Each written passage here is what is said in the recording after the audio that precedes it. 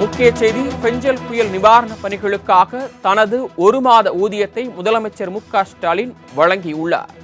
முக்கிய செய்தி, தமது 1 மாத ஊதியத்திற்கான காசோலையை தலைமைச் செயலாளரிடம் முதலமைச்சர் மு.க.ஸ்டாலின் வழங்கியுள்ளார். தனது 1 மாத ஊதியத்தை பெஞ்சல் புயல் நிவாரண பணிகளுக்காக முதலமைச்சர் மு.க.ஸ்டாலின் வழங்கியுள்ளார். முக்கிய செய்தியாக பார்த்துக் கொண்டிருக்கிறோம். பெஞ்சல் புயல் நிவாரண பணிகளுக்காக தமது 1 மாத ஊதியத்திற்கான காசோலையை தலைமைச் செயலாளர் முருகானந்தத்திடம் முதலமைச்சர் மு.க.ஸ்டாலின் வழங்கியுள்ளார். கூடுதல் விவரங்களை செய்தியாளர் நந்தினி வழங்க காத்திருக்கிறார். நந்தினி, விவரங்கள்.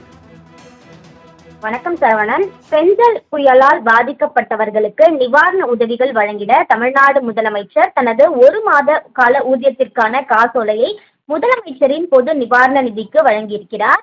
வங்கக்கடலில் உருவான பெஞ்சல் புயல் காரணமாக பெய்த கனமழையால் பாதிக்கப்பட்டுள்ள விழுப்புரம், கடலூர், கள்ளக்குறிச்சி, திருவண்ணாமலை, கிருஷ்ணகிரி, தருமபுரி ஆகிய மாவட்டங்களில் தமிழ்நாடு அரசு போர்க்கால அடிப்படையில் சீரமைப்பு மற்றும் நிவாரண பணிகளை மேற்கொண்டு வருகிறது. மழை வெள்ளத்தால் பாதிக்கப்பட்டு நிவாரண முகாம்களில் தங்க வைக்கப்பட்டுள்ள மக்களுக்கு உணவு, அத்தியாவசிய பொருட்கள் மற்றும் நிவாரண உதவிகள் தமிழ்நாடு அரசால் வழங்கப்பட்டு வருகின்றன. மழைக்காலங்களில் ஏற்படும் தொற்று நோய்களிலிருந்து மக்களை பாதுகாத்திடும் வகையில் மருத்துவம் மற்றும் மக்கள் நல்வாழ்வுத்துறை மூலம் மருத்துவ முகாம்களும் நடத்தப்பட்டு வருகிறது. அது மட்டுமல்லாமல் தற்காலிக மறுசீரமைப்பு பணிகளும் மேற்கொள்ளப்பட்டு வருகின்றன.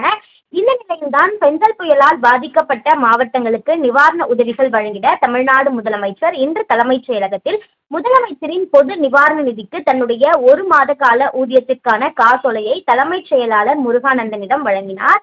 ஏற்கனவே நடிகர் சிவகார்த்திகேயன் துணை முதலமைச்சரை சந்தித்து 10 லட்சம் ரூபாய்க்கான காசோலையை வழங்கினார். அதன் தொடர்ச்சியாக தற்போது தமிழ்நாடு முதலமைச்சர் தன்னுடைய 1 மாத கால ஊதியத்திற்கான காசோலையை முதலமைச்சரின் பொது நிவாரண நிதிக்கு வழங்கிடும் அடையாளமாக தலைமைச் செயலாளரிடம் காசோலையை வழங்கியுள்ளது குறிப்பிடத்தக்கது.